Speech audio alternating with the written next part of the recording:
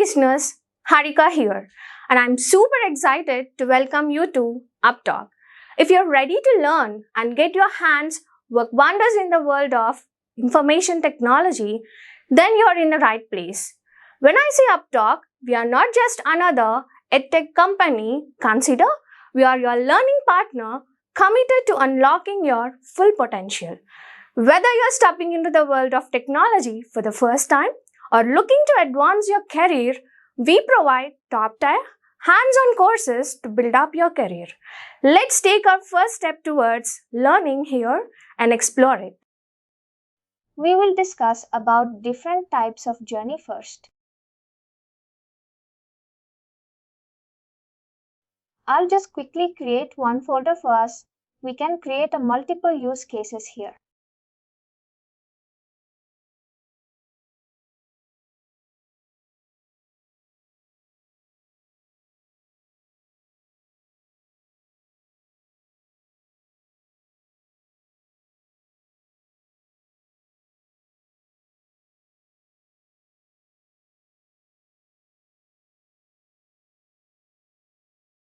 Perfect.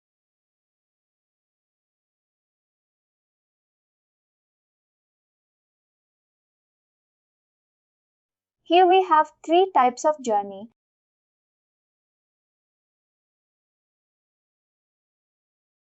We have a multi-step, single-step, and transactional ascent journey. Anything to do with the API call. We are going to be covering in the upcoming session. In this today's session, we are not going to be covering only the API side of it. We are going to be covering that in the upcoming session. This transactional ascent journey purely works on the API side. It's going to be same as what we have done in the email studio for triggered send. Triggered send is something again we have not covered because it comes under the API. We will cover this like in the upcoming session. Single send and multi-step stints. What is a major difference here? In the multiple step journey, we can combine multiple channels here. Like if I have to send SMS email push notifications, social studio campaigns. And I can combine all of them together, like if I use a multi-step journey. And in other hand, if I use a single send journey, I can either pick up one of the channels. It can be either SMS or email for me. Suppose if I go and click on the single send email.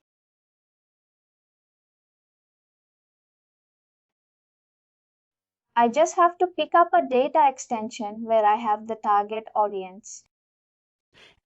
And I just pick up the email and click on the schedule button. When do I have to send the email? Here, if I click on the entry source, and this is the entry source for us. And we cannot change the entry source in the single step journey. It will be only a data extension. We cannot change this option, but we are in a multi-step. We get an option to change the entry sources. Let me quickly click on Select Data Extension. And here we pick up the target audience. Whoever should get the email communication from us, we have a data extension already. I too just open this. I just select this. It will also tell us saying that there are no active journeys using this data extension. That means there are no journeys. Live now with this data extension. And if there are any active journeys running with this data extension, it will also give us a warning. If you use this data extension, there is a high chance that the customer will get the email twice. It will give a warning when this data extension is being already used in a different journey. Perfect. We will come to this filter. This is simply like we apply filter on a contact data. If you would like to exclude some of the customers, like the country is equal to India, or like a fan's gender is equal to female. See if you would like to apply filter. We can also apply them directly here. Let's click on Done. Now the entry source is ready. Entry source is nothing. But who are my target audience? I picked up my target audience to the data extension, and here we pick up the email. And again, this is also pretty much straightforward, which we have already covered in the email studio.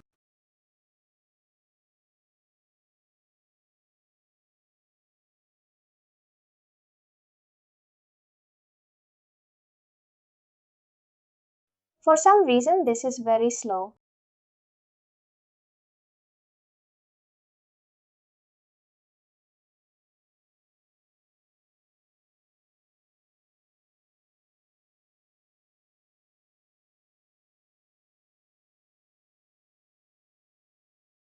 It's taking a while.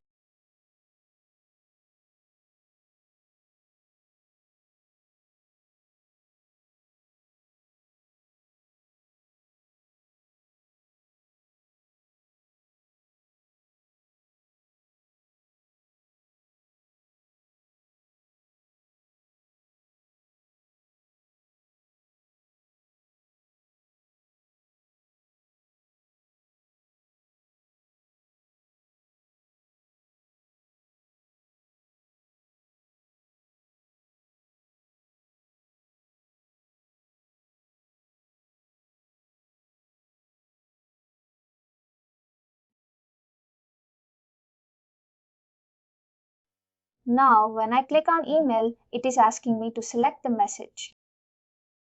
I can select the message which we have already created in the content builder. If there is an email already ready, we can just directly pick up the email, or I can also create it from scratch. And here's the same as how we created in the content builder. If I click on new message, it will just open the content builder and then it will ask me to pick up a template. And then we create it from scratch, like how we used to create an email in the content builder. It just opened the same, no difference. It's going to be the same interface. I don't know, for some reason. This is super slow. Now I can see it is asking for templates. If I go back, it will ask me to select the message. And here we will have to pick up the email which we have already created.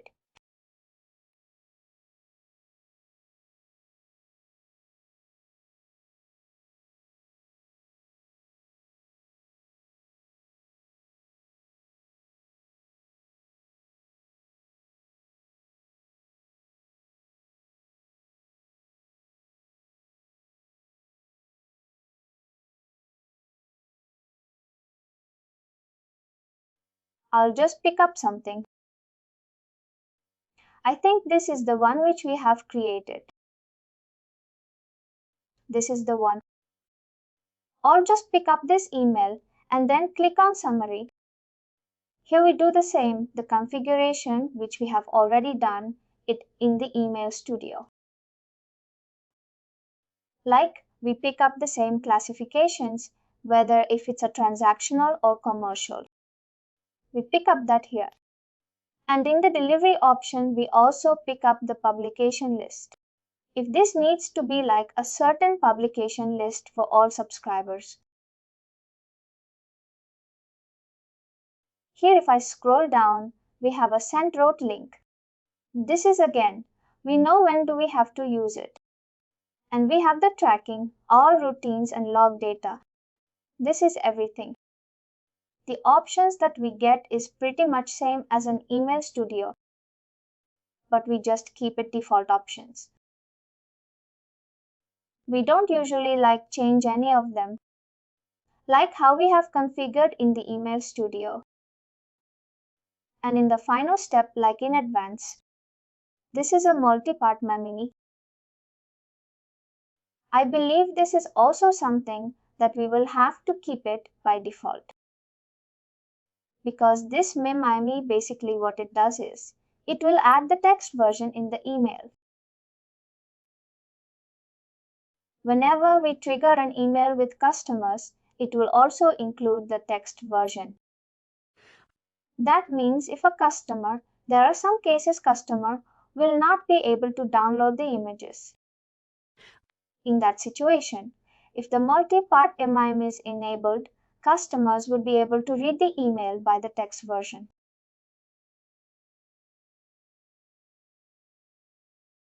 That's the reason we enable this option. It's the best practice that we always have to include the text versions. And even the customer, the internet connection is very slow.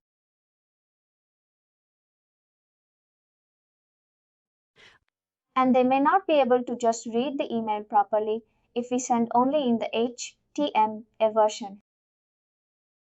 I have noticed a problem with Outlook many times. Like whenever I trigger an email, it goes to Outlook. If I try to read an email in Outlook, it doesn't really let you load the email just first. It just shows the text version of it. That's how it really helps in the email. And here we have a CC and BCC. This is again, we don't use it for commercial. I think we also discussed about the examples for CC and BC. And whenever we set up a campaign on the API using an API call. Like suppose if I, instead of a data extension, if I use an API, and how we can disable the number of APIs that we can push from a third-party system. How do we disable API? Calls after the error threshold has reached. That's something that we can control through the API call directly. If the number of errors that occurred to the API call is more than 10, then we can stop this complete journey. This is something that we never use it. We don't need to really worry about it. An example of an example that if you ask me, if there are 10 contacts, fail to inject into a journey, and then we can pass this entire automation through API call.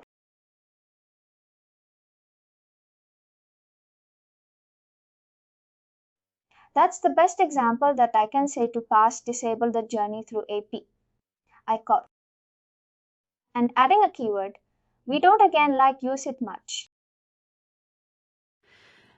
Suppose if you are doing a campaign, like if you're doing a life cycle campaign, you can keep adding this life cycle like early stage.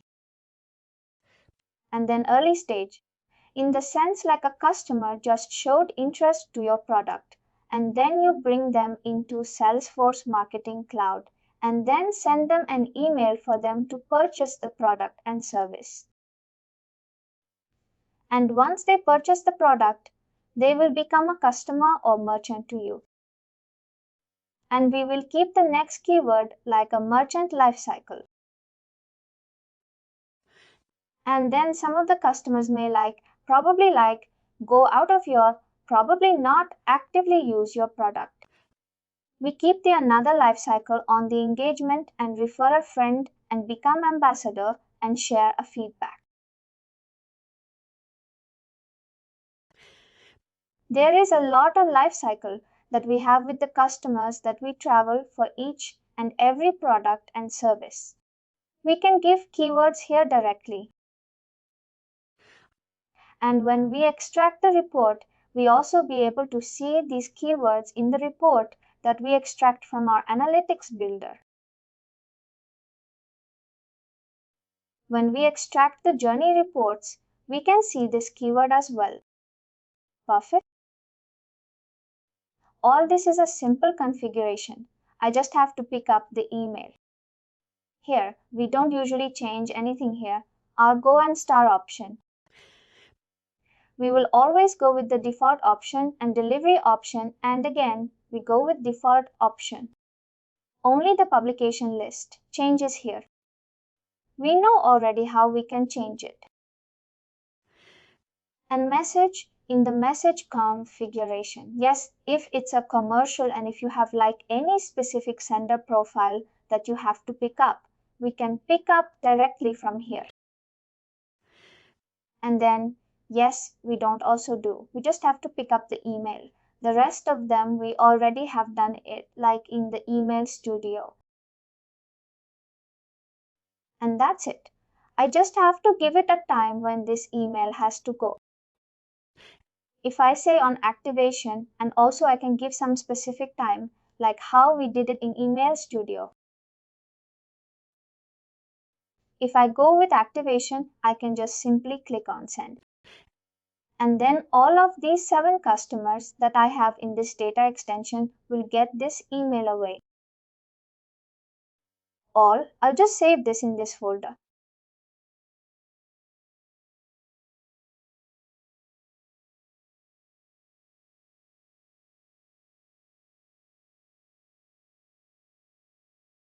Perfect.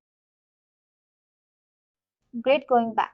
Please stop me at any point of time if you have any questions.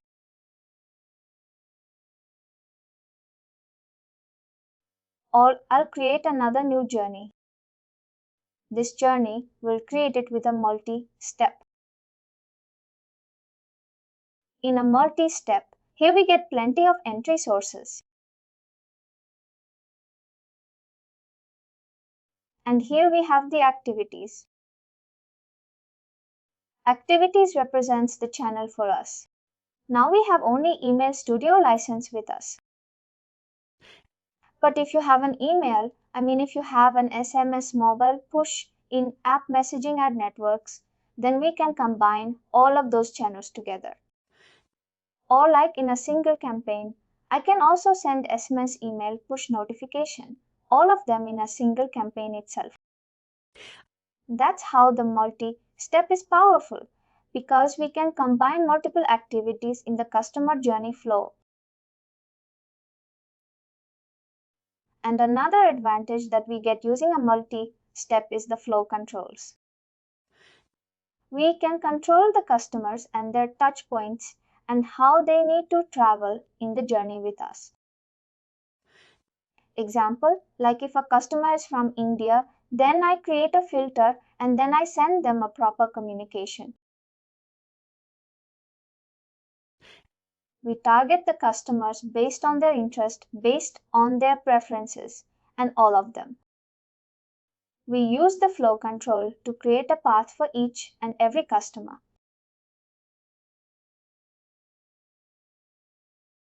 We will deep dive into each and every flow control in today's session. And we also have a sales and service cloud.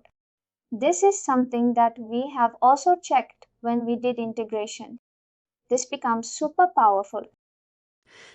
Journey Builder becomes super powerful because we can start using the sales and service cloud select directly in the journey. We will also see a couple of use cases today. Now I'll start with the Journey Builder.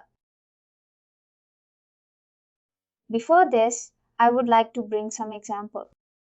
We need to understand how journey data and contact data are used for us. When I pick up the data extension as my entry source, this is my entry source. This is my entry source. It can be one of these entry sources that we have. We have data extension, API cloud pages, Union Salesforce data, and go and share it all of them. It can be any one of them. It cannot be like more than one. Now let's take the data extension as entry source. This we already know, we already did it. I'll just pick up a random data extension straight away without explaining here.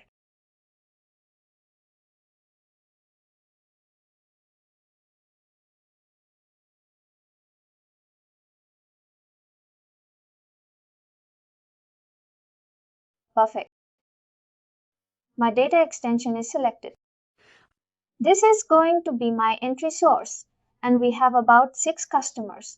Who is going to get the communication from us? Now let's talk about the scenario where you have to send an email to multiple countries.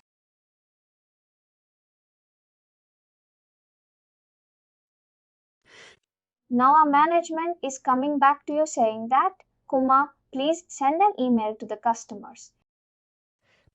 But each and every customer should get the different channel messages based on their country. If they belong to India, they should get the push notification. If they belong to Germany, they should get the email communication. How do we basically do that? How do we basically filter the customers at the time of sending? This is the first case that we will be looking on it. The first use case is sending an email communication based on different countries the customer belongs to.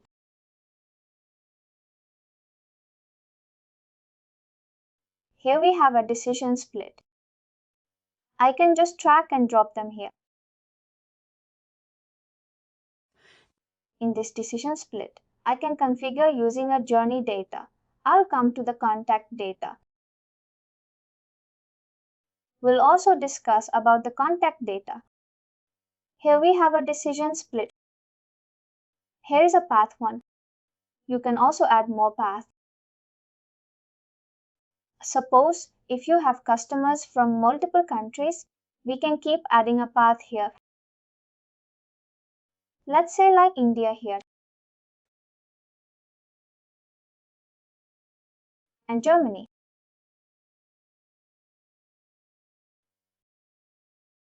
And here I can keep on adding a path. Maximum of 10 paths is what we can create in the decision split. Here I'm going to create a reminder saying the rest of the countries. Perfect. Now for India, we have defined a logic. If I click on edit, here we have a journey data and contact data. I will come to this content data in a while. Journey data, let's click on it. This will easily shows the name of our journey that we have created. Since we have not named it, it shows the same name here as well. Here we have multiple fields. Country data, both email, first name and all of them. If I'm trying to, what are we trying to achieve here is that we try to send out the communication differently for each and every country separately. For India, we need to send out the different communication. For customer, we know this is a field we use the for, like the customer information are stored like in each and every field.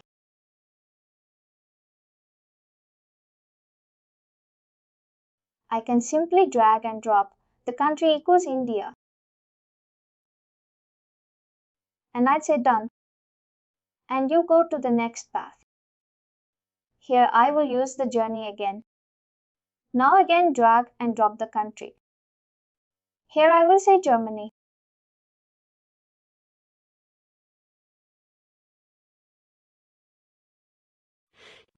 Last one again contact journey data and the end of the country. Here it's going to be a Spain. And we don't need to put any condition on the list of the countries. Now, if customer comes from countries equal to India, there will be a new path created and same it goes for Germany and Spain. And if the customer does not belong to any of this condition, they'll come to this rest of the country path. If you click on 10, here a system has created different def paths for us India, Germany, Spain and the rest of the countries.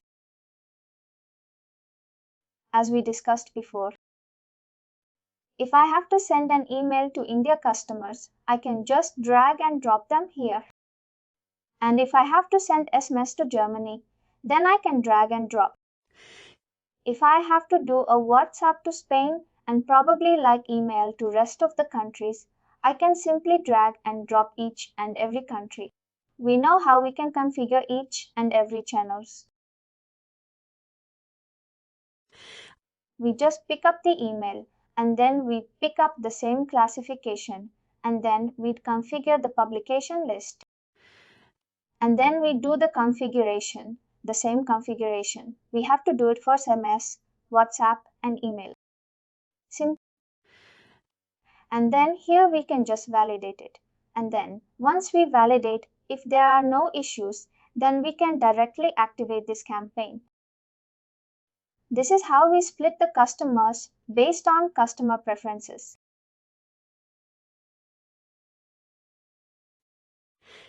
If the campaign objective is based on like a gender, like if a customer gender is equal to male, then I send a different email. If the customer gender is equal to female, I send the different email communication. If that is my objective, that I am working on it. Instead of a country, I can put the gender field here for condition.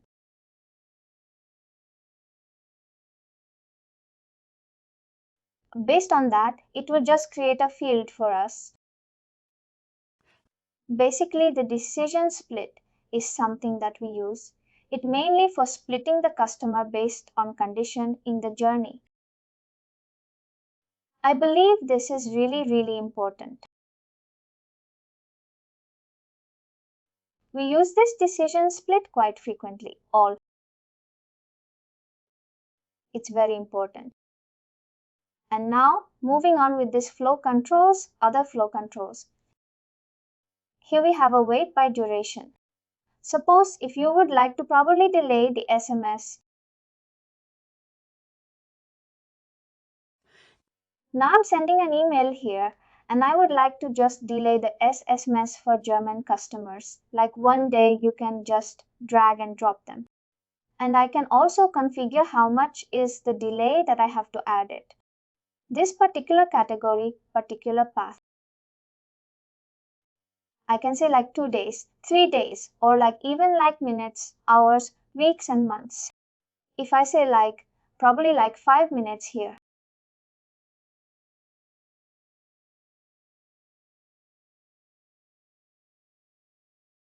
I say like 5 minutes and the customer will get the SMS of 5 minutes delayed. What happens as soon as I activate, they come to the script, our customers come into the decision split and immediately they'll be splitted here based on their country. And then after 5 minutes, a customer will come to this path and the rest of the path. They will get the irrelevant communications immediately. But only for this German path. It will be delayed for 5 minutes and then they will get the SMS communication. And after 1 day, they will exit from the journey directly. This is how we use this. Wait by duration and wait until date is also pretty much same. But instead of like a hourly day basis, it will be on a specific date. Until today becomes a on date that we can't hear here, the email or the specific communication or WhatsApp communication will not be triggered. For if I say like the 17th until 7:30 am, based on this time zone, customer will not get the communication. They will start getting the communication when the system date, when today's date is equal to March 17. And then when it becomes March 17, 7:30 am, all of the WhatsApp communication will start going to the customers.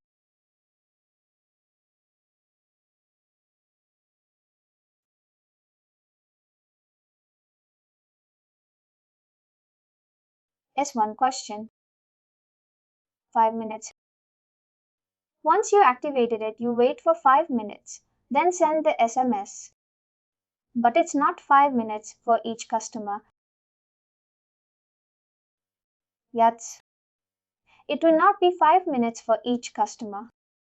After 5 minutes, all of the customers will start getting SMS. Is there any way we can put a delay for each customer? For each customer? No, we cannot put that for each customer.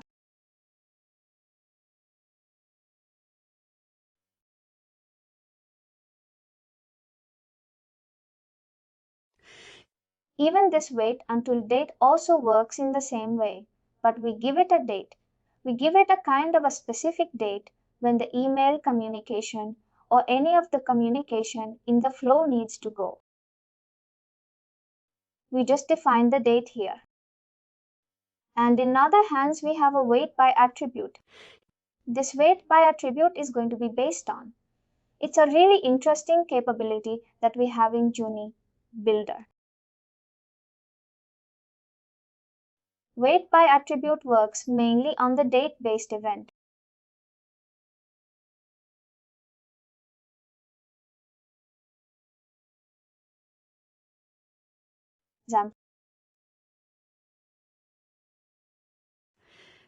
This type of a flow control is being used by majority of the organizations like Netflix, Amazon, ArtStar, or any organization which works on the subscription basis. We know this Prime or Netflix, it works on a subscription basis. Monthly or they may have the customers. There are some customers who may also take it for yearly subscriptions. We use these kind of companies, they use the wait by attribute. Now wait by attribute. Before we look into this wait by attribute, we need to see the contact data. That's when we will be able to understand. Here select attribute. I can do it with the Juni data. We'll come to this contact data separately. Now this is a date-based attribute. It shows only the date-based attribute if you have in the data extension. Junita. And let's go to the Juni. Here it shows only the data because that is the only date-based attribute I have in the data extension I have selected. Suppose if I have a date-based field, I call it like a subscription expiry date, something like that. Only a date-based attribute I can see here. Now let's do a campaign based on a data. You might probably have experienced it. That there are some organizations they use to send out the email just before your birth date. Like on the Exact, I usually get email from a website. There is a retail showroom called Website. They send you an email communication exactly on your birthday saying that someone dropped a question. Can you please tell me how to find unsubscribers for particular data extension for February month? Can you please tell me how to find subscribers for particular data extension for February month? Sorry, I think like we are talking say. We'll talk about this like once we complete this. I think it's something not relevant to the one we are talking about now. I'll come to this part. Say RAM. Perfect. Here we just do like a recall. We can use only the date-based attribute. If I have like 100 fields in the data extension, I can only use the fields which is a date-based, which has the field type as a date.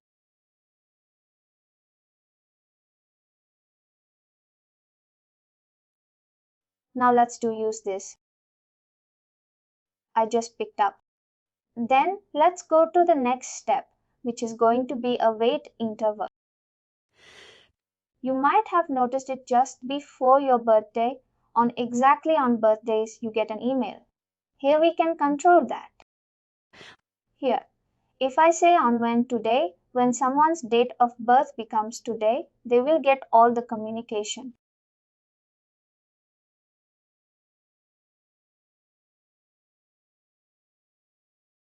I can also say before. If I say before and here if I say 2 days, that means just before my date of birth, customer date of birth, and I can trigger an email to them like it's just 2 days before and saying that we see that you have a birthday in 2 days. And here is a coupon code that you can use it to get a 20% discount on our website. I can use this type of wait interval to trigger an email to the customers based on the customer information we have in the data extension, which is a data type. Date or date type. Let me bring an example. If I have the expiry date, like in the data extension, I can send out the email to the customer just before 2 days, all saying that your account is going to expire. Would you like to renew your account? Please click the below CD button to do the payment. We might have definitely seen this kind of campaign, and it's all configured from this. We have configured from this wait interval. And another best example that I can give you is this is also something that you might have probably come across, that when we buy some product from an e-commerce website, after we purchase the product, we will send out the email. Basically, Amazon or Flipkart will send out the email to us saying that thank you for your purchase and our address has been successfully delivered. I hope you are enjoying the product and service that we have given. And then they'll also ask you for feedback. This usually comes to us after the product is being delivered after 7 days. After 7 days, they send you a kind of a feedback form where you can just give your review for the particular product. They usually do it once we buy the product. That's something that I can also control it here. I'll say after here, I'll say 7 days. After my product is delivered date I will have in the data extension. I'll pick up the delivery date here. Here instead of a data work, it needs to be delivered.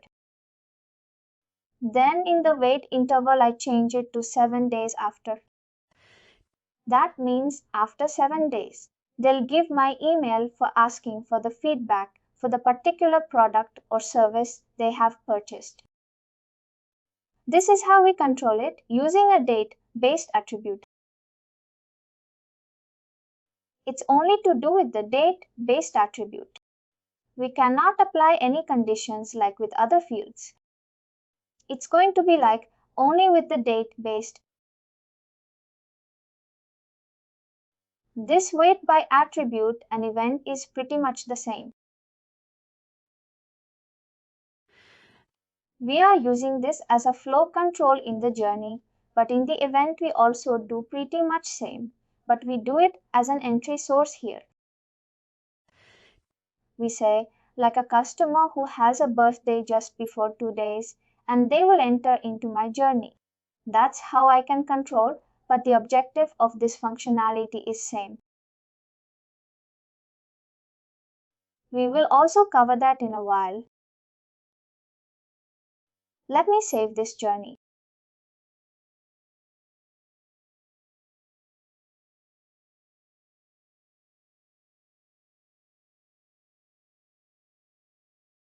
Great. Perfect. It's saved in that folder in case if we have to. You're saving the first time. Do you go to directly the folder or do you in the main folder? Then that's kind of like it doesn't usually like store in the particular folder. Whenever we have to save this journey, as soon as we click on save, it will always save in all journeys folders. We just have to click on organize and then we have to move to the folder where we would like to keep it. Here, I just click on it and then I have to move it manually. When I click on save, simply without organizing, it will directly go to my all folders. It just goes to my all folders tab. It goes to my all journey folder. If there are any live running journeys which we have, if you would like to move them, you can just simply drag and drop. We can just simply drag and drop the journeys also here directly to the folders. That's also something that we can do. Perfect. I believe for it's pretty much clear. We have in order to reduce the complexity, probably I'll just create or I can just do it in the same with one activity, and then we'll create a new journey. All here, we have a decision split, and then we filter the customers, and then we send out the different communications to each and every country. And then we are using also date-based attributes here. Here we have a wait duration. We have a wait duration until date and wait by attribute to this something that we have applied. Now there is a nifty capability, nifty advantage, or probably I would say, the best capability that we have in a journey builder is that we can track the customer engagement in the email. We cannot track the engagement in the SMS, and again, not for WhatsApp. For push notification, we can also engage. We can track the engagement whether the customer has clicked my push notification or not. That's something that I can track it. But these channels to this channel, I cannot do it. This engagement split helps us to track if the customer has opened my email or not. That's something that I'll be able to do it now. What I would like to achieve is, I would like to send out the email to the customers. And if the customer did not open my email after 2 days of the time, the email that I have sent it, and I would like to resend the email to them. Customer who has not opened my email. That's an objective that I have now. I send an email, and after that I just simply drag and drop the engagement split.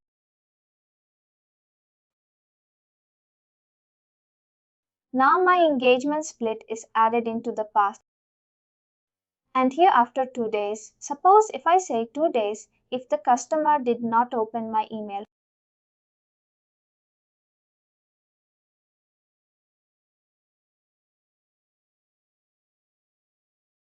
I just made it as a 2 days here.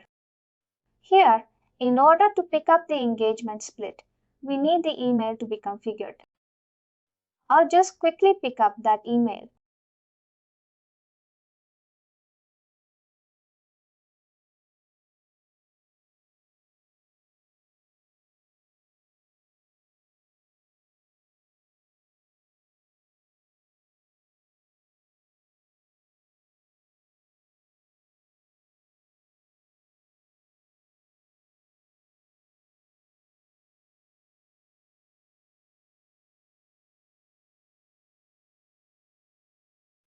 I'll just pick up the email.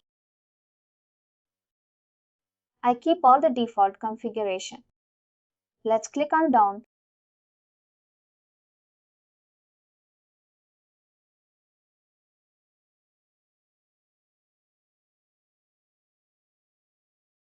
We have this email that's been configured now.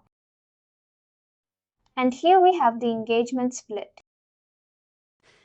What happens is when I click on engagement split, it will ask me which is the email that I have to track the engagement.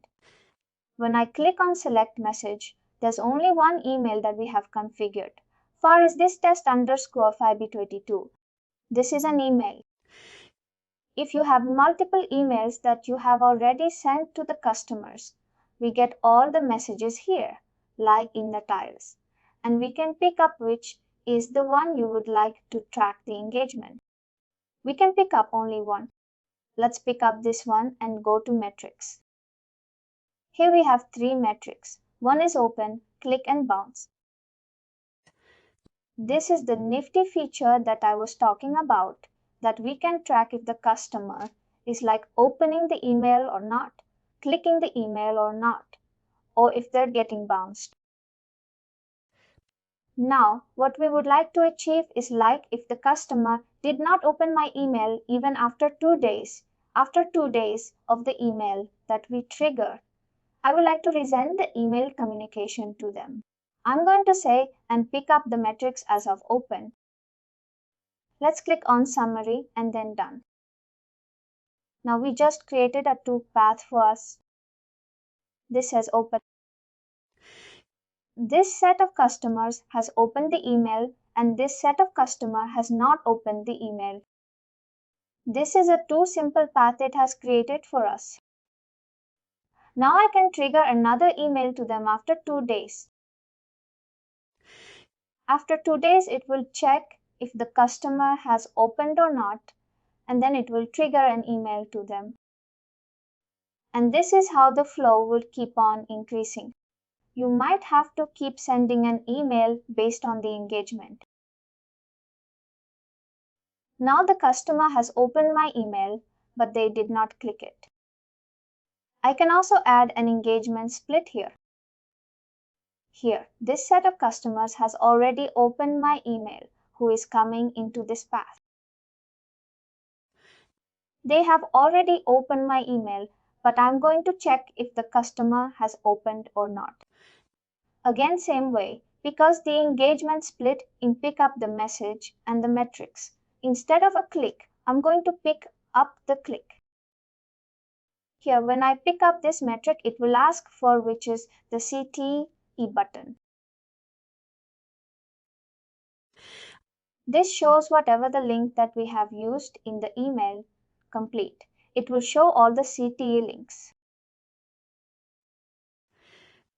And if you pick up this, that means if a customer click only on the CT button, they will come into this path. Otherwise, they will not come. If I say summary, click on summary and done. We have a two path here. This is yes and no. Customer who clicked on that particular CTE button wo Amazon come. They will come into this path. Customer who did not click that particular CTE button will come into this path. This is how we can bring the customers based on their engagement.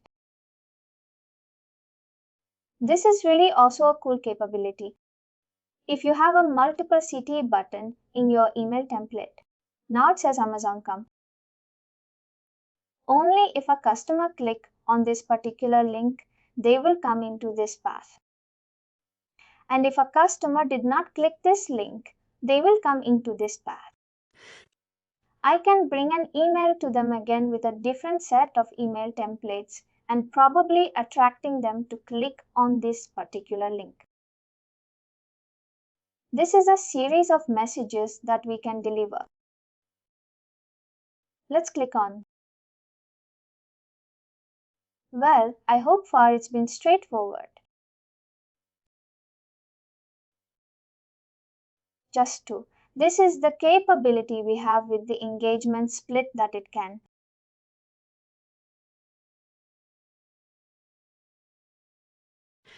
And thus we can understand the customer engagement, if they are engaging with the email, if they're opening, clicking, bouncing, and all of them. And we can do all of that. Whenever the customer doesn't click on a city link, it will trigger the email. Not trigger the email. We are checking the engagement here. It's up to you. Like what is a channel that you would like to trigger? We are just checking. Clicked on the particular CT button or not. If customer click on other than that city link for the, let's assume the customer clicked on a Facebook or A, will it you know? Will it consider as it is engaged to our journey or not?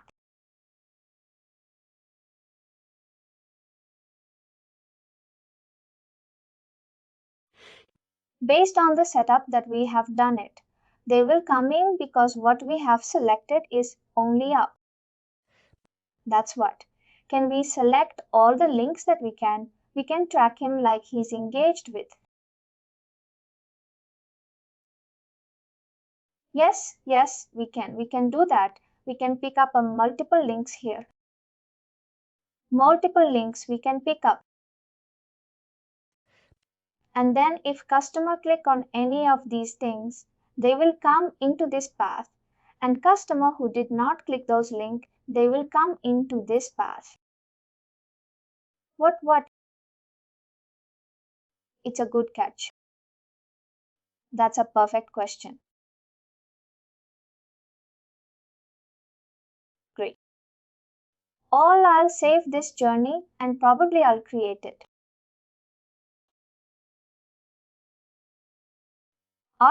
Just rename this one. Let's say decisions like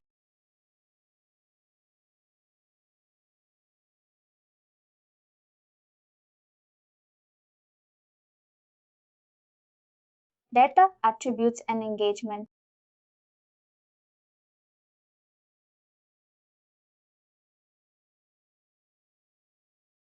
With any journey now. One more question. If any bounce happen, then we can add the email to the suppression list.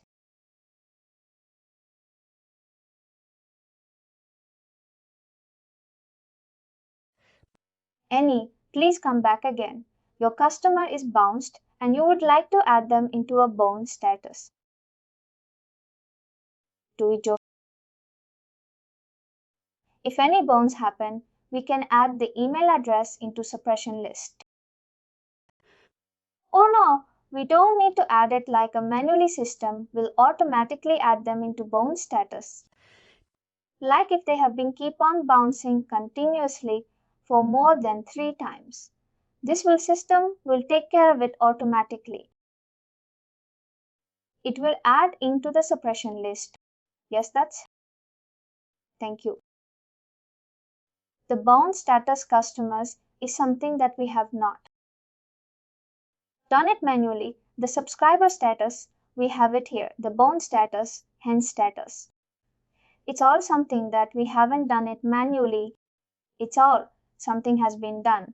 It from the system by default. Here we have active like a bounce out of them. There's a logic which runs in the back end that your system will be keep on checking. If the customer is keep on getting bounce for more than 3 times, 4 times, and then they will be marked as a bounce status automatically. And we just have to manually.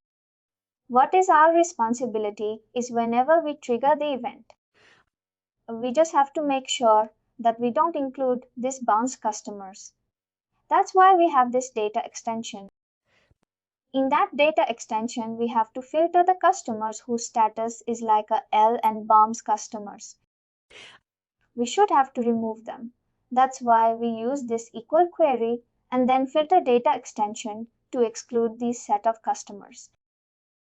Only the active customers will get the communication. Thank you. Great way with the new journey. Multi-step again. We were talking about different flow controls. And made by duration is something that we have completed. Addition split, engagement split. We have a couple of more controls. I think we have enough time to complete it. I'll talk about the rest of the capabilities that we have. We have a path optimization. Path optimization is nothing but A/B testing in Journey Builder. I can just simply drag and drop them.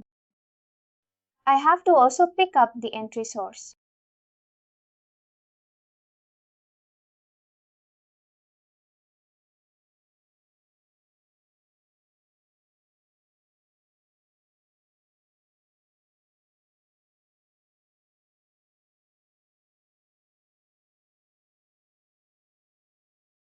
I'll just pick up some random data extension.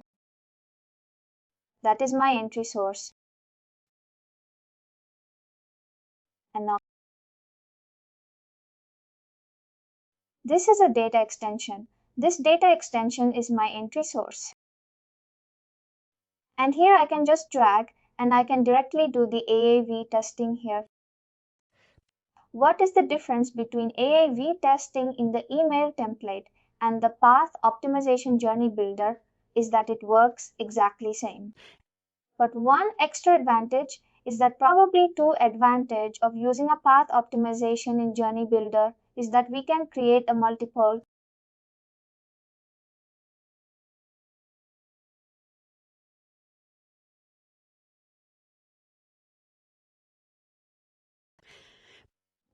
fields here, maximum of 10 paths that we can create in our optimization path optimization. For example, if you configure, and this is the same thing, same concept, which we have done it in the AAV testing.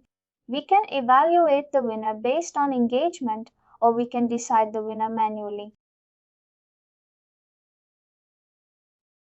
Let's say if I'm going with engagement and picking up the click rate.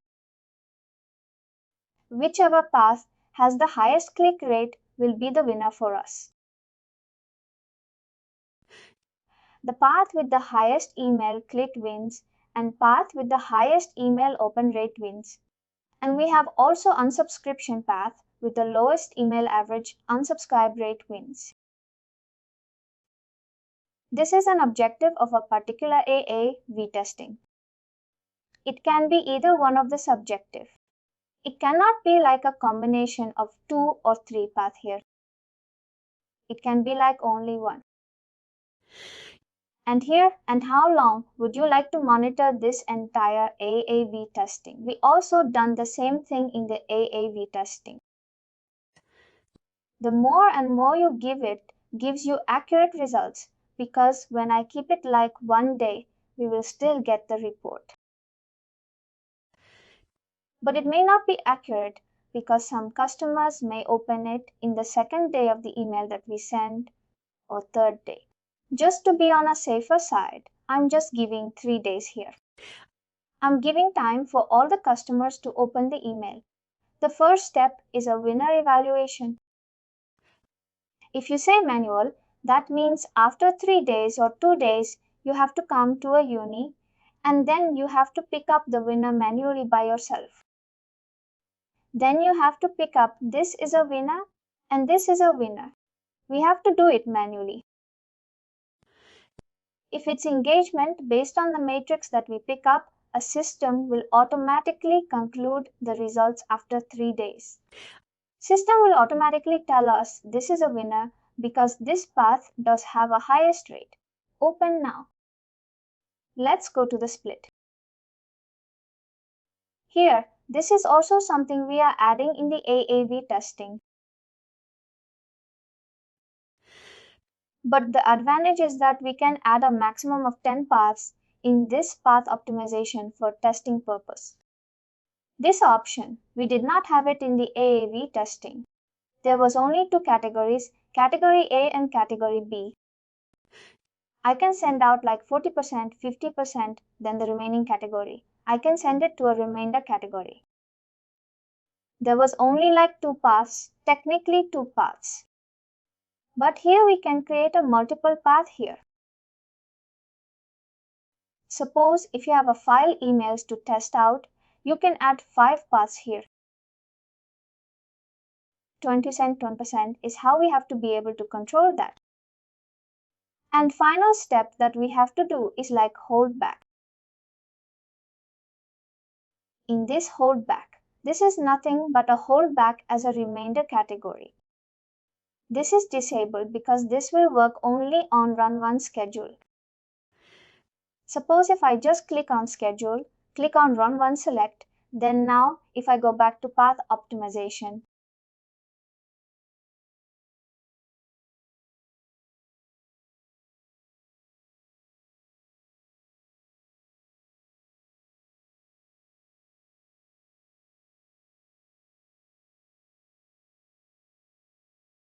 now I can see it's enabled. I can give a percentage. Like 10% of the customer will be held back. They will be in a hold status. 9% of the customers will get into the testing. 10% of the customers will be held back. And when the winner is decided, like this is a remainder category. This is nothing but the remainder category that we have seen in A/B testing. When the winner is completed, this holdback customer will get the email communication from us. After 3 days, once the winner is decided, this 10% of the customer will get the communication from us, the same as A/B testing. Two advantages of using our path optimization journey will be that we can add multiple paths here for testing.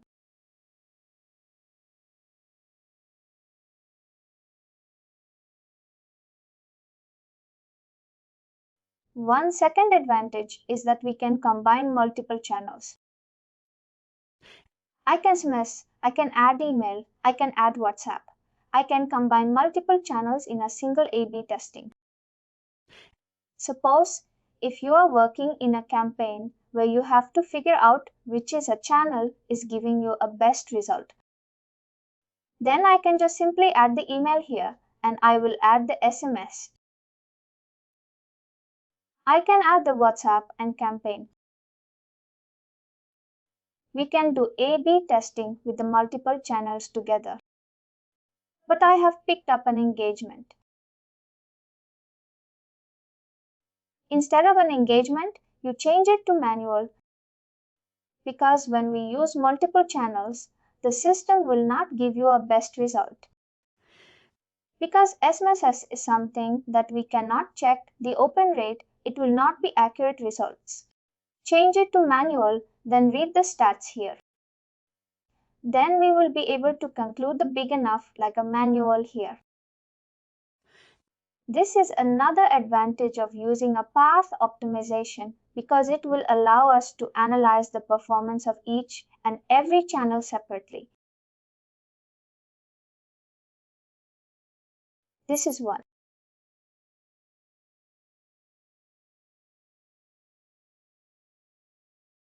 Random split. Random split is also, again, we use it for a testing purpose. There are. I cannot really tell you like where do we use it in all of them. But it's simply like it splits the customer randomly. Like example, let's imagine that you have two email templates. Same content, but the design is different. And probably like you would like to split them randomly. Here I can just simply add the random split just before it. Now, when I click on it, it will also create a different path. I just give a percentage here. Maximum of 10 paths that I can create percent is 50% is distributed. I add that. It will create a 3 path for me. If I click on done one, this is the first path. They will go for A/B testing. Second path here and third path. It just randomly splits the customer wherever that. I add the random split here. It splits the customer. Then each and every path will get a 30. This is 33 and 33. And we can keep the channel like a channel communications here for every path. It splits the customer randomly. It's not a biased state. It just splits the customer. And here we have a join functionality. This join functionality is useful. Suppose if you would like to join one path into another path, then it's very useful. Suppose I would like to drag and I would like to join this set of paths into the existing path that I have. I can just drag and drop it here. What happens? Once a customer comes into this path, and here we have suppose email. And after we do an email, and then this set of customer will be joined into this path. And if I have any other communication here, the customer will also get this communication and also this communication. We will be just basically joining with another path that we have already. Suppose if you would like to add them for testing and whoever probably if you would like to add these also customers into A/B testing. And you can just simply add them into just before the A/B testing path optimization. This customer will be directly added here. They come here. If I look at this, they directly come and join in this path.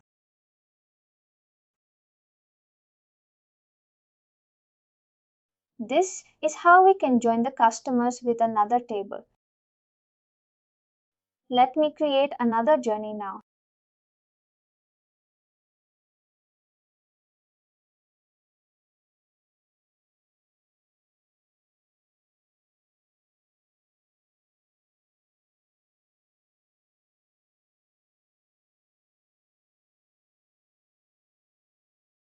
Path optimization.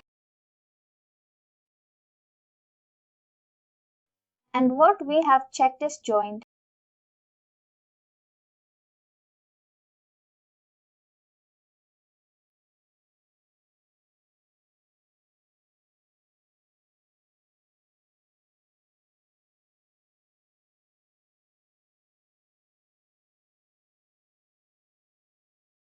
The main difference between the split and the path optimization.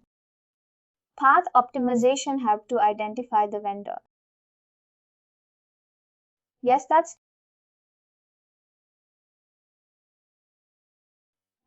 it's the customer randomly.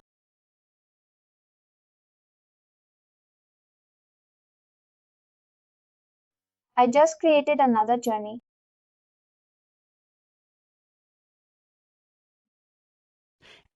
I'll cover the rest of the flow controls because it may be confusing to put the flow controls in a single journey. Now, this capability is really interesting. But this one works on an APK and also based on a data extension. Let's pick up the data extension as an entry source. And I trigger an email. Let me probably talk about the real-time use case.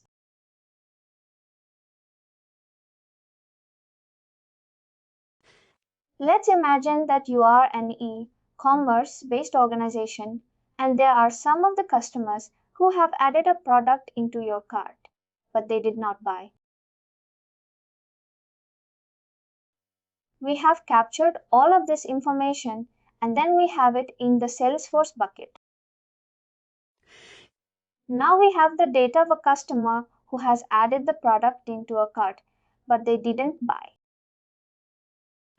Now I will trigger an email here to the customers who has active products items added into the cart, but they didn't buy. This is my customers. And I'm triggering an email to them saying, we see that you have added some product and items into the cart, but you didn't buy. Would you like to buy them? Click on this below link. Now I'm going to give them a time here. Let's say 1 hour or something like that. Let's say 2 hours. After 2 hours, I want to check in real time if the customers are buying my product or not.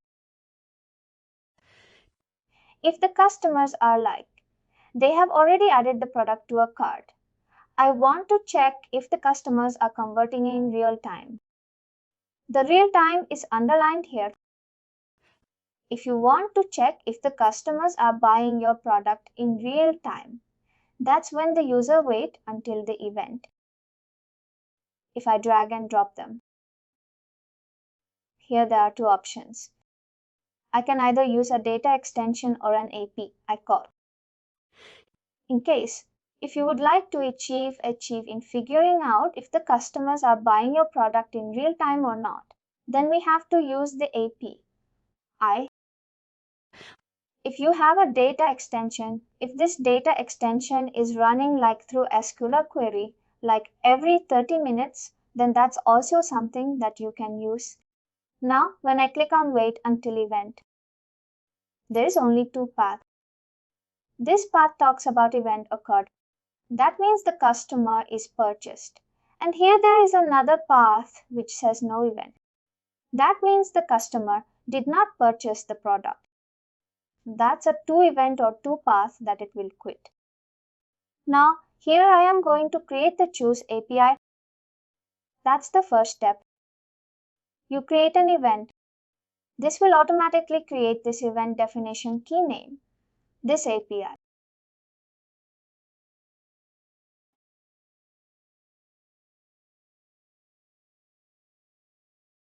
Just copy this event definition key and then store it in the node pack. And this is a definition key that we will use it to trigger an AP.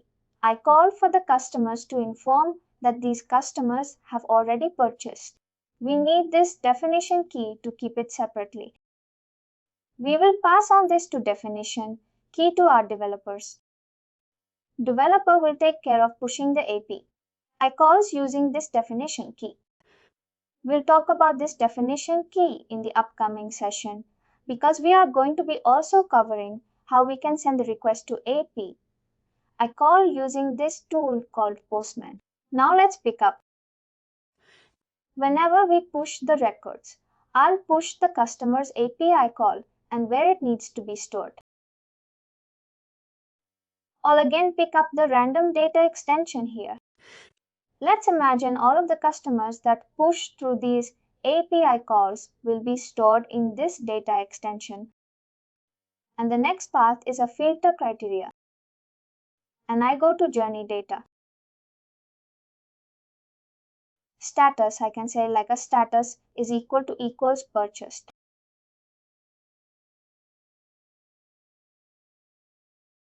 This is my filter and final one is a maximum duration. Here we have a maximum of month. Suppose if I say 5 months, it doesn't make sense. 5 months. Probably I say like a week, 5 weeks. Now what happens is there is a two event that is created. One is an event occurred and no event occurred. Here I am using a definition key. In this definition key, it's going to be like keep on pushing the customers to the data extension when the customers achieve the product. If the customer purchased the product, they immediately come up with this path. And here I can send an email communication to them saying, thank you for purchasing the product.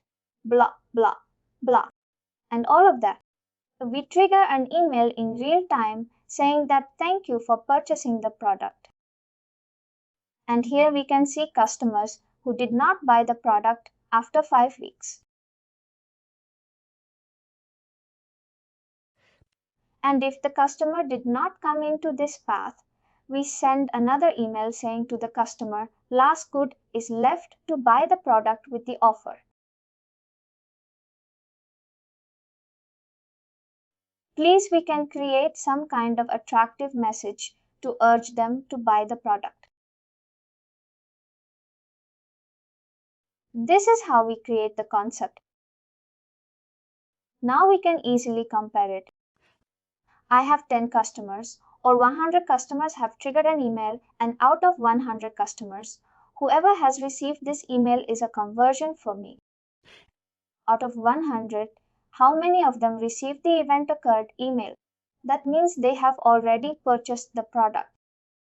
We can easily compare if I have 100, if I have 50. My conversion rate is 50%. This set of 50% of customers did not buy the product after 5 weeks.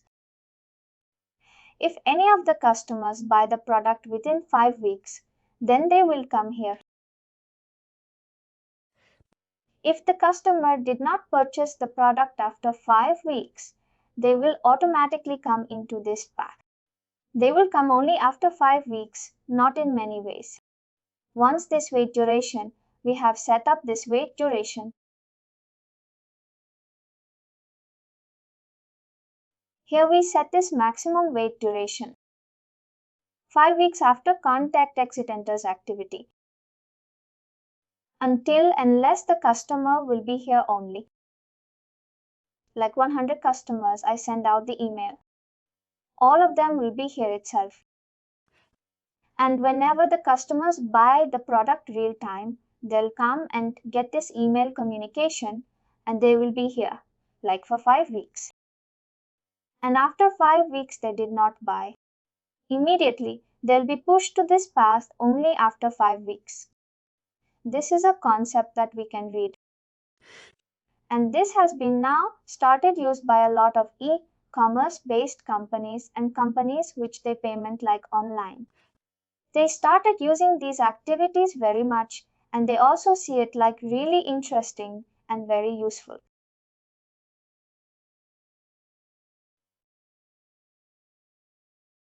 And I think like all of the flow controls is on. Yes, someone has a question, the wait event. If suppose we are giving the 5 items, we are saying that we have an offer. Then the purchasing will happen in the third party system. Even that third party system has to send the API even to SFMC.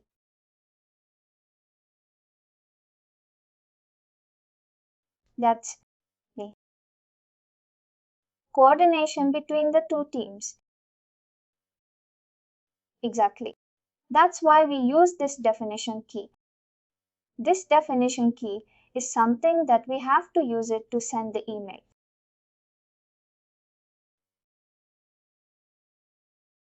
Perfect. It's a really good question because it may be not the same case.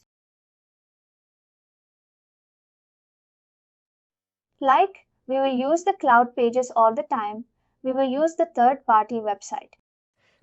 When customer buys some product in the third party website, I have to send a signal to Marketing Cloud rights.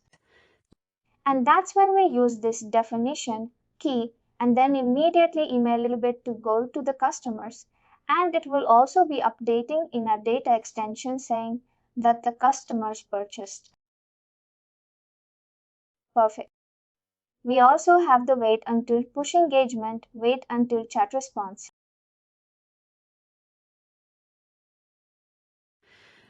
But unfortunately, we will not be able to use two of this capability because we don't have a license for it. We don't have it for push and also for chat. This works exactly the same, but it works on engagement. If the customer opened or clicked my push notification or not. If we wait for 5 days, if the engagement says like click the push notification even occurred. If they did not click my push notification for more than 1 hour, then no event occurred. Same goes for chat response. If we have WhatsApp that has been integrated already in the SFMCA phone, we can also check the customers are. Responding back to the SFMCA, I mean the WhatsApp communications, and we can quickly wait until events based on that. I think we have pretty much covered all the flow controls. Let's move on to the next. Next entry sources. As we discussed, API is something that we will use it, and Salesforce data is something that we have already covered it. Along with the integration, we have done it. Inbound chat is something we don't have a license. It's also not part of this program. We have a cloud page and we have an event that we can cover it. Then we are pretty much done with the journey builder. Let me just move it here. This is full.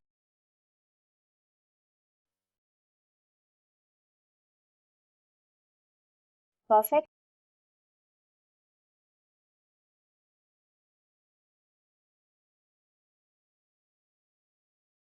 What are the easiest topics, product features who can learn quickly for SFMC?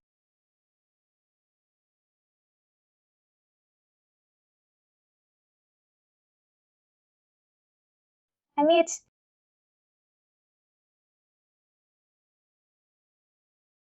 and it depends on. It's a function of the site.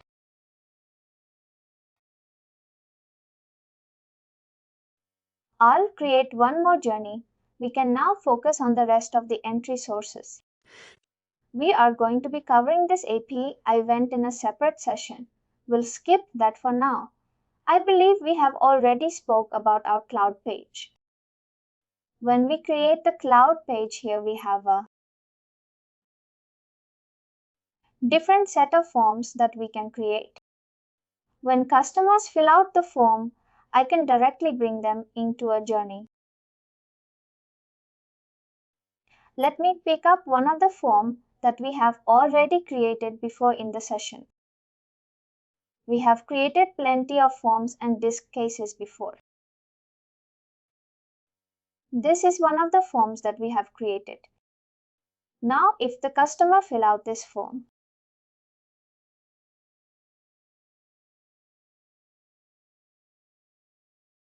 this is a landing page we have created.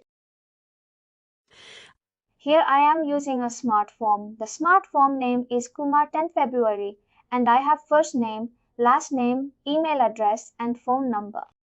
I have 4 of these fields. When I use Cloud Page as my entry source, when I click on them,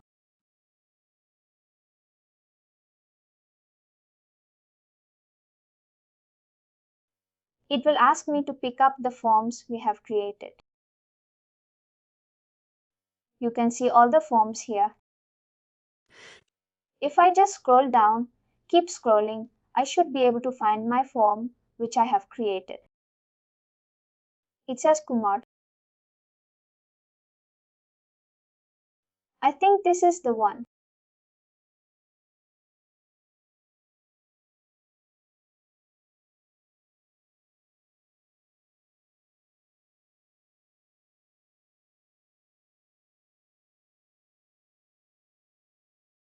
This is the name. Form name is Kumar 10.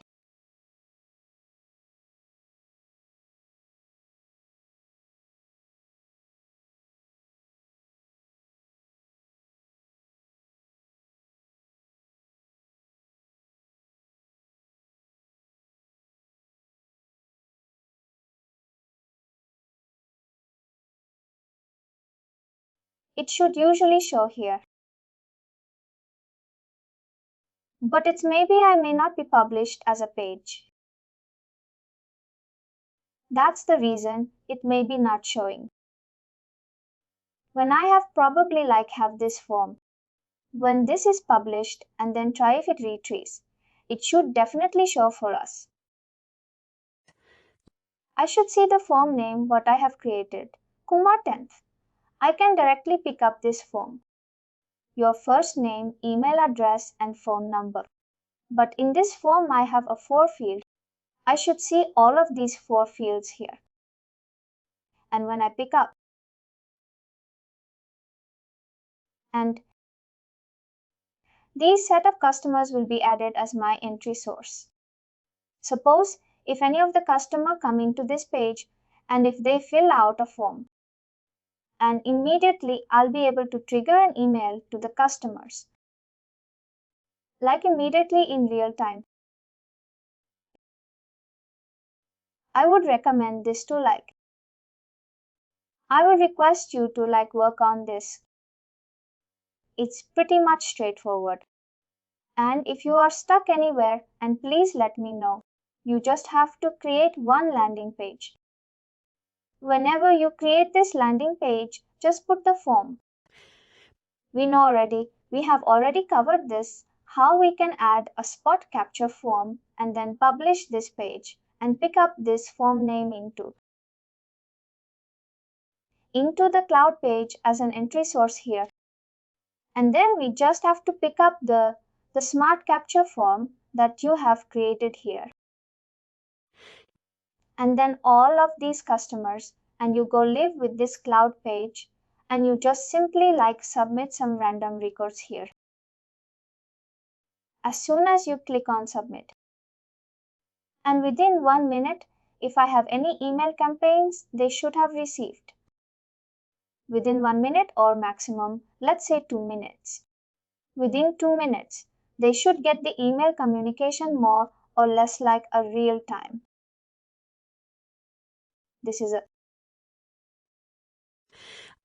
In this source, we can use it using a cloud page. And moving on to Salesforce data, we have already covered along with the integration. Now I'm moving on with the last entry. Source which we have is an event we also already spoke about because this is the same as a way back. Now to cover this event, we need to talk about contact data. Contact data is nothing, but when I go to Juni settings or when I go to data. Here it shows the difference between a Juni data and contact data. Juni data is nothing but pointing data in whichever the customers that you have in the data extension. They never changes until unless we change them to an automation. It never changes. It's a pointing data. But contact data is a system of record. It will have a most up-to-date information for a customer. I think we have already done this exercise in the session before to talk about how we can create a data model.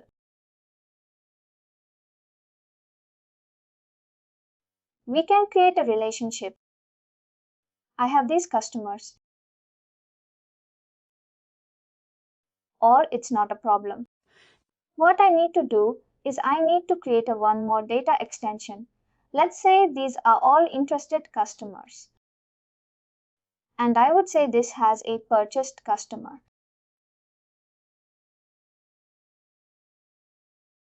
And send a bill.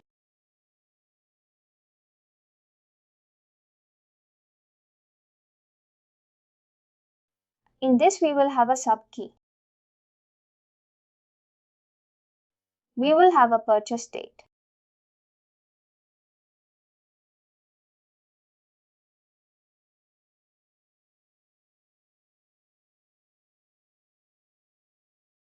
Purchase value. Awesome. We will keep all the information relevant to the customer. Relevant to the customer transaction. I'm just hiding only purchase date and purchase value. This purchase date needs to be a date-based field. In this data extension, this subkey is going to be my primary key. Let's create this data extension. Error updating filter. Error updating filter. This is some strange error that I'm getting. I'm getting filter. Sometimes Marketing Cloud used to act lazy. Let's refresh and try again. What I'm trying to do here is I'm trying to create a data relationship between two tables. Now I have interested customers who has shown interest for the product and service. I have the Minnesota survey data extension. And it may be not the same cases in your organization. You may have the customers in a different table, and you may have the customers who has purchased in a different table. We will have these challenges in the majority of the organization. We cannot keep all the information in a single table. We will have the purchased customers as a pay table. In this, we will have our subkey. We will have a first name, last name, email address, phone number, login date. We will have all the information in this interest. In the purchase table, I will have only subkey. I will have a purchase date, purchase value, purchase items, purchase frequency.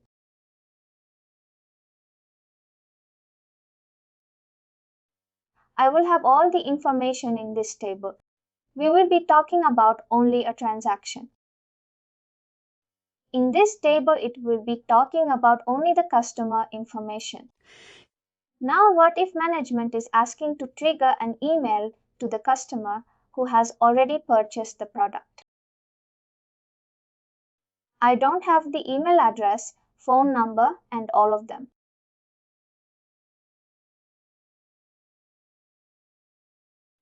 How do I send an email to the customers with this data extension? No. Until and unless I make a query using a subscriber key to a subscriber key. Then that's when I can trigger an email, but I don't want to do a query. But I would like to make a real relationship in a real time. That's when we create a contact data. Let me create this data extension. I will just probably keep only one. Purchase customers match.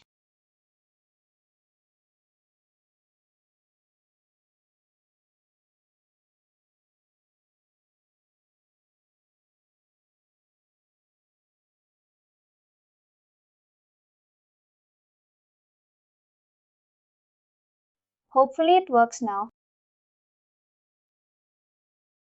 Now I have two data extensions, interest table and purchase table. If I go to contact builder now, I am going to make a relationship between two of these tables.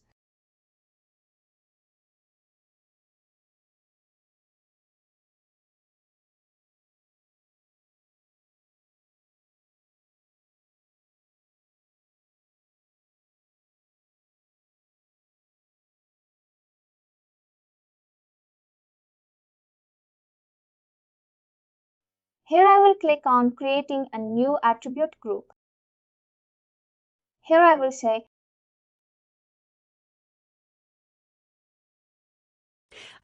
you can pick up any of this icon which is relevant for the attribute group that we are creating. I will pick up something that I am happy.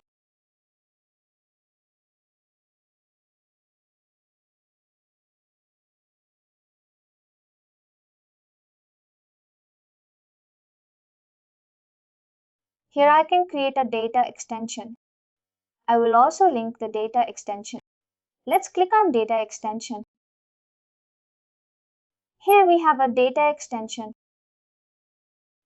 Let's pick up the data extension which we have created.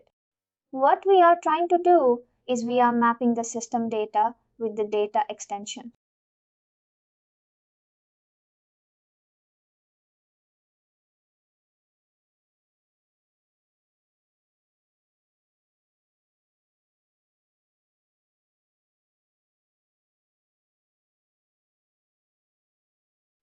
Interested customer here. Now I can see the fields we are going to of these tables.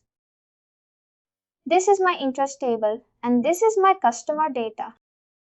What I see here is my system attributes. I am saying subscriber key in the system attribute is equal to subscriber key in this data extension. And click on save. It says that if I make this relationship, I may not be able to make changes to this data extension. I am giving this information. Now I should be able to see the relationship created for us from a system attribute to data extension. And now I am going to link another data extension here.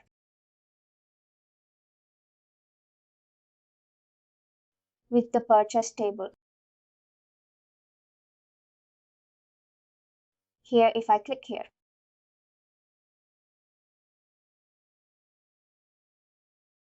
here we have an add relationship.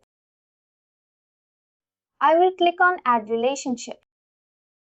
Now I have the interest table here. Here I have to pick up the purchase table. And then I am going to make a relationship between the two of these tables.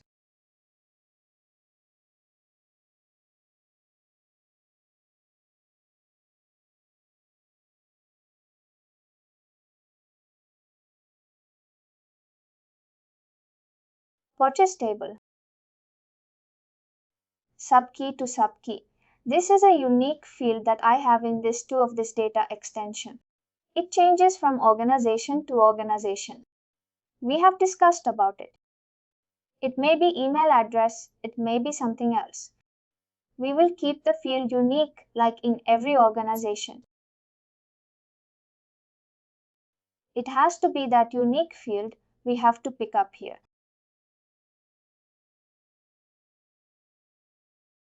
And then yes, in this one-to-one relationship. This is a one-on-one relationship that we have done it. There is a one-to-many and one many-to-many relationship we have. There are 3 cardinalities we have in total. Since we have connected subkey to subkey, it is a one-on-one relationship. And the perfect example is one customer can have only one other card number or one PAN card number. That is a one-on-one relationship. We have a one-to-many. That means if you have a multiple fields which you can relate it as a unique field in a data extension. Like an email address subscribe key, then one-to-many.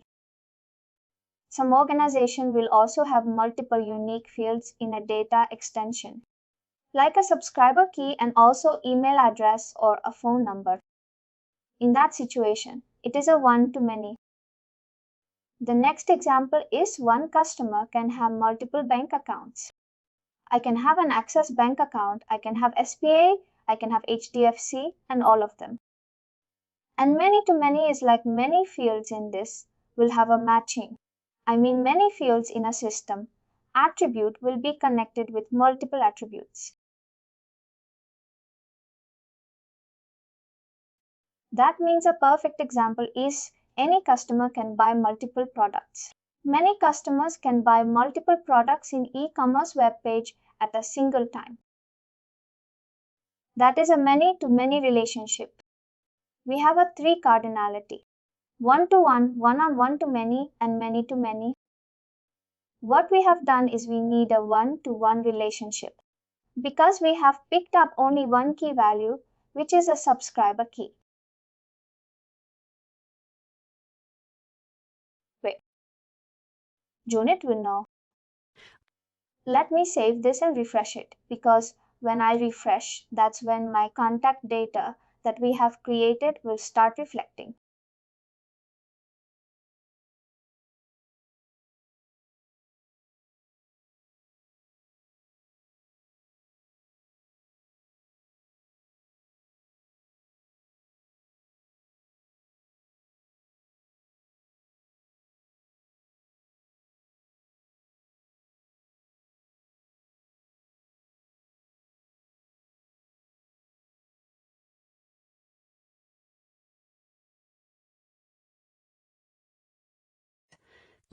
We need this contact data, like for setting up PXC criteria, Google criteria. We can use this contact data only for not only like here for users, like different use cases of the journey, but also for XC criteria and Google criteria is something that we can use.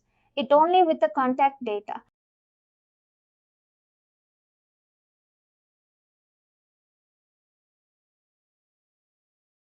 Now we have created the contact data. Now let's click on event. Let's not discuss about the contact data because this is already up for a day. We will not see this option like anymore, like after some time. We have only date-based app event. Let's click on this.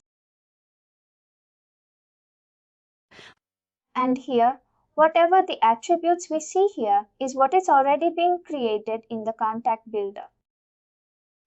We have to find out the one which we have created. It's called March, something I have created.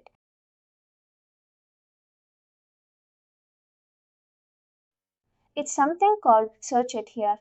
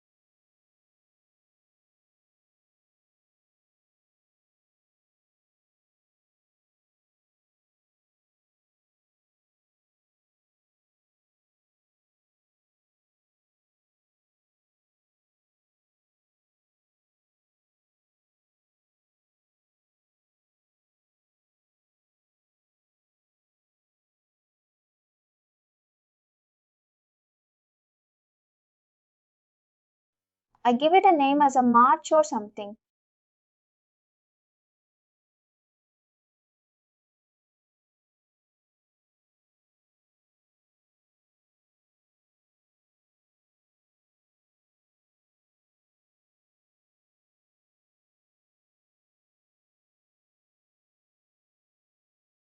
I cannot find them here, it's fine.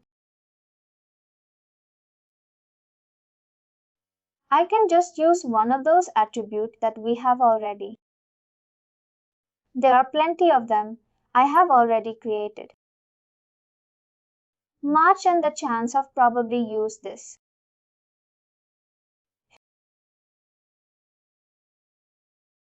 We are working on the date-based event. In the relationship that I have created, we have the date field. I should be able to pick up that. We discussed about this. Event really works the same as await and the event. We already discussed here. What we'll be able to do is we can pick up only the date-based attribute here as an entry point. Example, if I have an expiry date, if I have a birth date, if I have a new date, I can pick up them directly here. It will show only the date-based events. Suppose if I pick up here, it says only a modified date for me here because it's a date field if I go with this attribute table.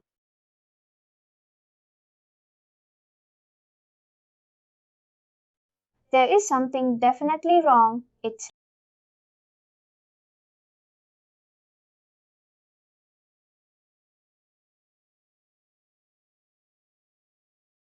It should show my contact data which I have created.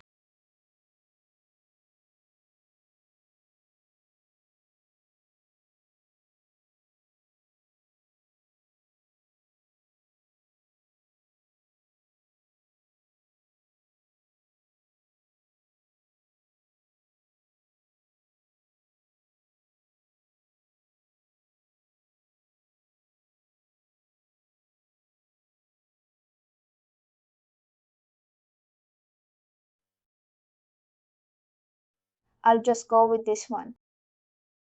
Now it shows the date-based field that I have in this contact data.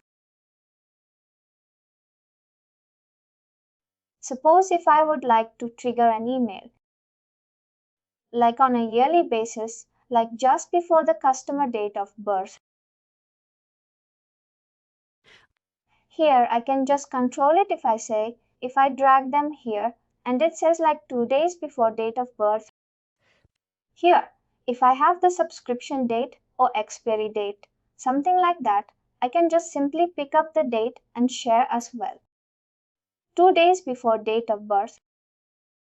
And you might have probably noticed companies like Make My Crib, Booking.com. They usually collect your information like about anniversary date, birth, date of birth and all of them. And I usually like get an email like from companies like Make My Crib, Booking.com saying that happy first anniversary, happy second anniversary. And this is a perfect definition for your second anniversary. Would you like to visit them? They've triggered an email to you based on the events that we have.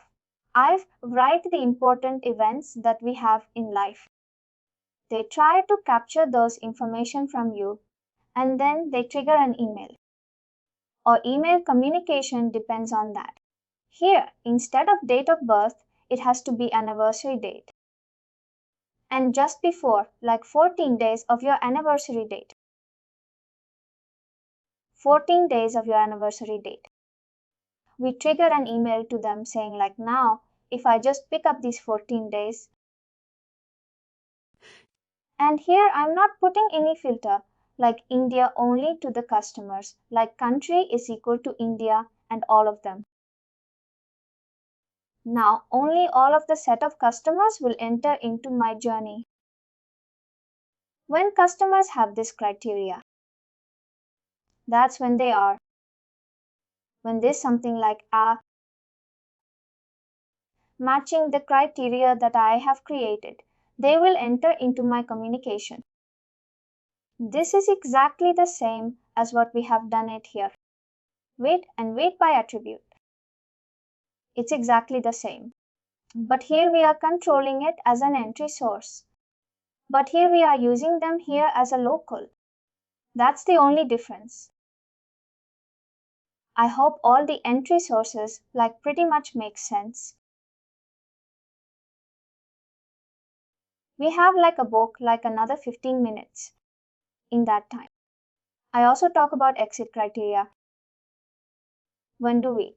Usually it's the customer. When customer purchase a product or when probably customer opt out. Opt out from the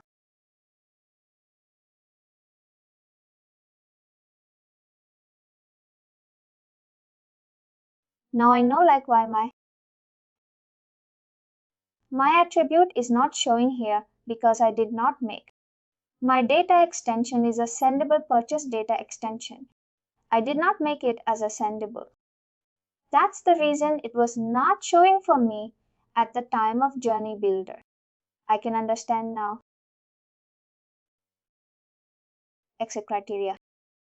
Now, when do we exit the customer? Basically, when customer opt out. When customer purchase a product. That's when we move the customers from my existing journey. Let's say opt out. In the description there, leave this part. I can pick up only the content data. Here I have all the attributes. Here, I should be definitely able to see the one which I have created. I think it's called March or something like that.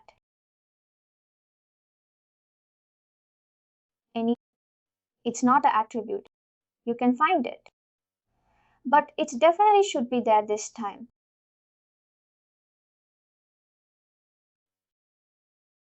I'll just pick up something randomly here. When we pick up the contact data to choose the customer. This is something that you can definitely use it.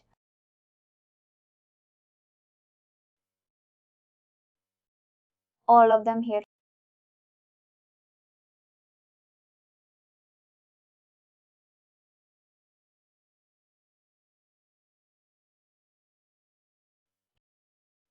Here I can see some objects like an opt-in date, an opt-in source, and all of them. Suppose we have a field called opt-in status. I can just drag and drop the opt-in status. And then say opt-in status is equal to opt-in status is equal to inactive. If it's equals inactive, something like that. We exit the customer from the journey. When customer has the status, they will be automatically executed from the journey. Since we are using a content data, that means it's a real thing. The customers may change the status at any point of time. Whenever they change it, the customer data gets updated and they will be in a real time exceeded from the journey. That's why we use this exit criteria. And you can also keep this exit criteria for purchase status. Purchase status is equal to already purchased. And we can exit the customer. They don't get any irrelevant communication. We are asking them to buy the product. Here we have a goal criteria that also works on the contact data. But instead of an exit criteria that we have picked up, we are going to pick up the goal criteria here. Example purchase status is equal to purchased if.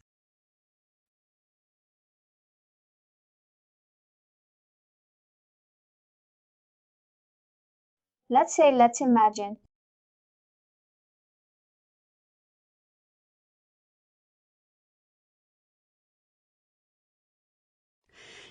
Let's say this is a purchase field that we have already in the contact data. If this equals purchase.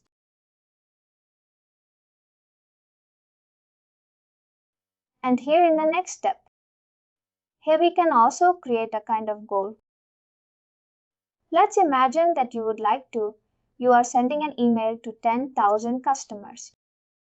Or 10,000 customers, you want at least 1,000 customers to buy your product. I say I want 1,000 people to buy my product.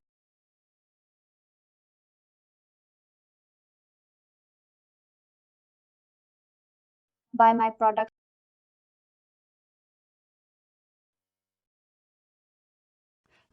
We have given the criteria saying purchase is equal to status, purchase status is equal to purchased. When that status change from not purchased to purchase. And when we each hit 100 customers or 1,000 customers, we will be giving a keep on status first when we click on done. This goal is created. Goal criteria is now configured.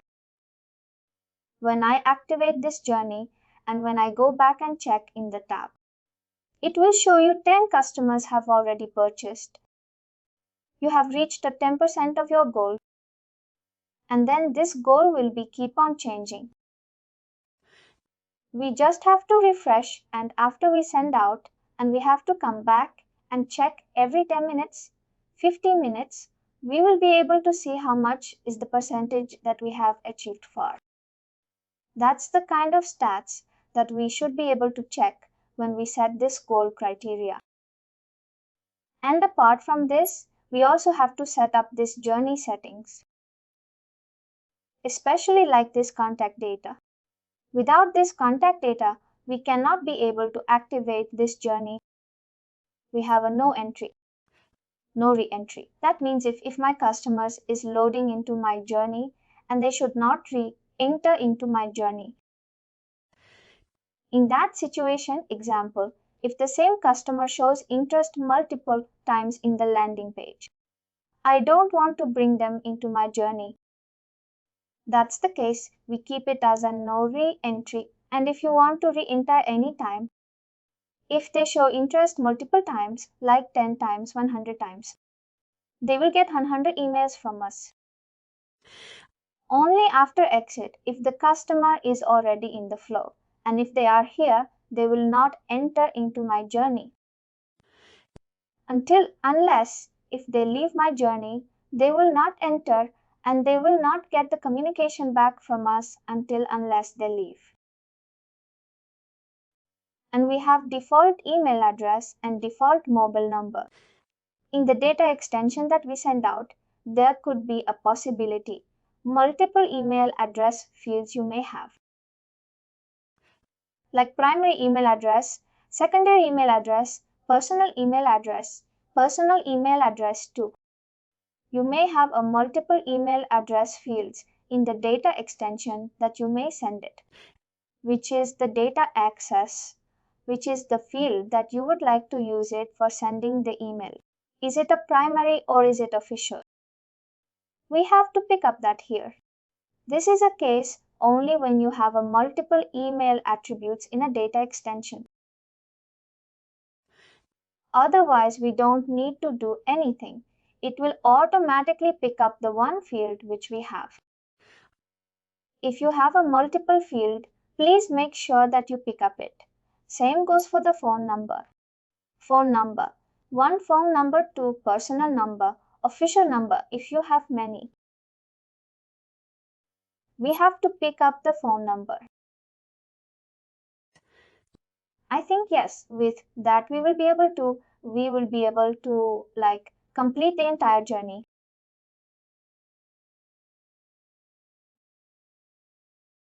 We have already discussed about a couple of workflows. This is this couple of two. I would like to recall it. Suppose let's imagine as an e-commerce based company.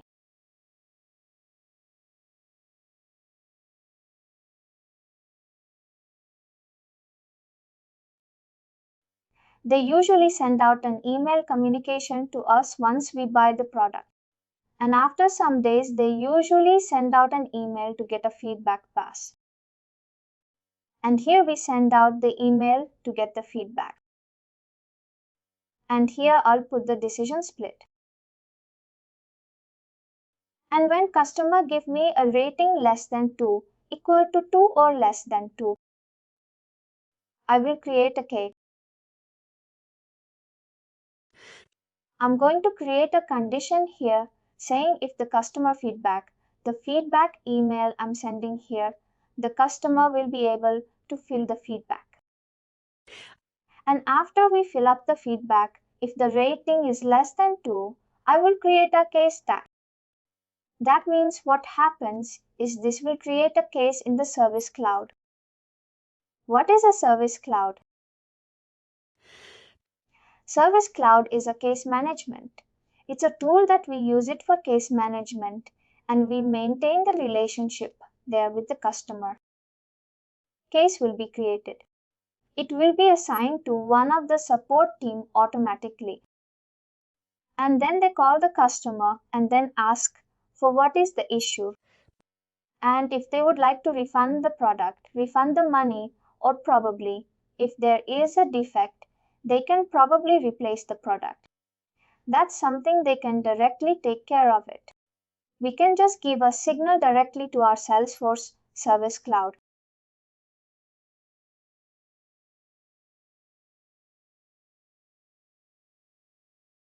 This is something that we can do.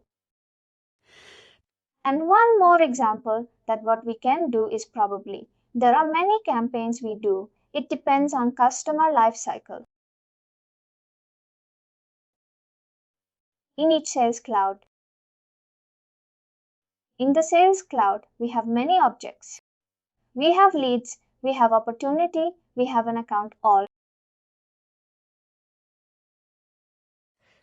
Now in how we were working in my previous administration list, when the customers show interest, they come into this feed. And that depends on the scoring for each and every customer. We convert them into opportunity. When customer come into opportunity, that's when it will be assigned to a sales representative. Sales representative will call the customer and convert them into a closure.